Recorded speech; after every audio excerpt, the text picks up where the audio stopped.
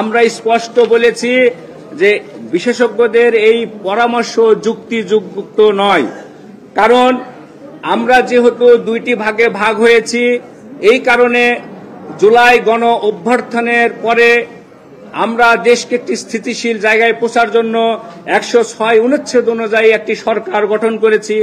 এখন যেহেতু সংস্কার বাস্তবায়ন প্রক্রিয়া নিয়ে আমরা দুইটি ভাগে ভাগ হয়ে গেছি মূলত মোটা দাগে, তাই আমরা প্রস্তাব দিয়েছি 106 অনুচ্ছেদ অনুযায়ী সুপ্রিম কোর্টের কাছে এই মর্মে মতামত চাওয়া যে কোন পদ্ধতিতে জুলাই সনদ বাস্তবায়ন করা যাবে সে বিষয়ে সুপ্রিম কোর্ট সুস্পষ্ট নির্দেশনা দিবেন এবং সেভাবেই বাস্তবায়িত হবে।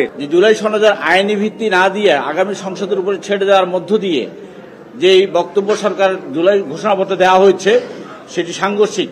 সেই জন্য জুলাই সনদ যখন তৈরি করা হচ্ছিল এবং শেষ দিকে আপনারা দেখেছেন যে কমিশন যখন বলল জুলাই সনদের বাস্তবায়ন প্রক্রিয়া নিয়ে তারা অনুঘটকের ভূমিকা পালন করবে, তারা এটি বাস্তবায়ন প্রক্রিয়া নিয়ে কোনো মতামত তৈরি করবার চেষ্টা করবে না।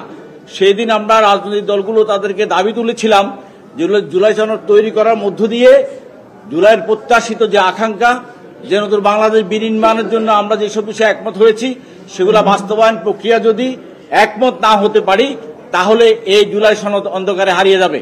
গত 14 তারিখ আমরা আপনাদেরকে অ্যাড্রেস করে বলেছিলাম যে আমাদের দলের অবস্থান হলো সংবিধান সংক্রান্ত সংবিধান রিলেটেড বিষয়গুলো আগামী পার্লামেন্টের উপর ন্যস্ত করা এবং যেগুলো সংবিধান রিলেটেড নয় এগুলো অধ্যাদেশ জারি করার মধ্য দিয়ে কার্যকর করা। তো আমরা জুলাই সনদের ব্যাপারে খুব আন্তরিক, আমরা চাই জুলাই সনদে স্বাক্ষর করতে, আগ্রহের জায়গাটা বেশ শক্তিশালী। সেই আন্তরিকতা থেকে আমরা একটু জাতীয় ঐক্যমত্য প্রতিষ্ঠার স্বার্থে আমরা মনে করছি যদি সব রাজনৈতিক দল এই জায়গাটায় একমত হয় যে 106 অনুচ্ছেদ অনুযায়ী আমরা বিষয়টির সুরাহা করব। আগে বিশেষজ্ঞ কমিটি কয়েকটা অপশন ওনারা কম্বাইন্ড একটা কনক্লুসিভ অপশন দিয়েছেন যেটা আমরা গ্রহণ করতে পারি কিনা। সেখানে ওনারা বলেছেন যে একটা কনস্টিটিউশনাল অর্ডার দিয়ে এটাকে পরে রেফারেন্ডামে দিয়ে এটাকে লিগ্যালাইজ করার ব্যাপারে ঐক্যমত্য কমিশন বিশেষজ্ঞদের মতামত নিতে যে আসলে একটা বিস্ফোরণ ঘটিয়েছে, যে বিস্ফোরণটা আমরা আমাদের আলোচনার মধ্যেও দেখছি এবং কিছু কিছু রাজনৈতিক দল যারা রাজপথে বিস্ফোরণ ঘটানোর অপেক্ষায় রয়েছে এই সুযোগটা তারা নিবে। অলরেডি আমার পূর্ববর্তী বক্তারা ব্যাখ্যা করেছেন আর্টিকেল 22 কে তারা যেটা বলছেন অথরিটি হিসাবে এটা কোনো সুপ্রা কনস্টিটিউশনাল ডকুমেন্ট না।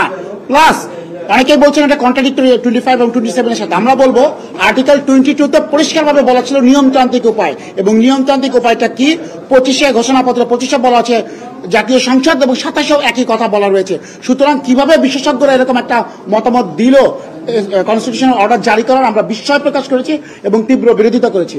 আর একটা বিষয় বলে শেষ করব, ঐক্যমত কমিশন আমাদের কাছে ইনোভেশন চেয়েছিল, আমাদের নতুন কোনো আইডিয়া আছে কিনা। আমরা একটা প্রস্তাব দিয়েছি যদি নির্বাচিত হতে পারে ঐক্যমতে আসা বিষয়গুলো এবং তাদের নোট অফ ডিসেন্টে থাকা বিষয়গুলো নোট অফ ডিসেন্টের ভাষা অনুযায়ী বাস্তবায়ন করবে। কারণ নির্বাচন কমিশনের এখতিয়ার রয়েছে রাজনৈতিক দলকে নিবন্ধন দেয়া এবং নিবন্ধন বাতিল করার। দেশের মানুষের প্রত্যাশা বিশেষত তরুণ প্রজন্মের আকাঙ্ক্ষা অনুযায়ী আইনের শাসন ও মানবাধিকার, দুর্নীতি শোষণমুক্ত, বৈষম্যহীন ও মূল্যবোধ সম্পন্ন সমাজ ও গণতান্ত্রিক রাষ্ট্র ব্যবস্থা প্রতিষ্ঠার অভিপ্রায় ব্যক্ত করছে।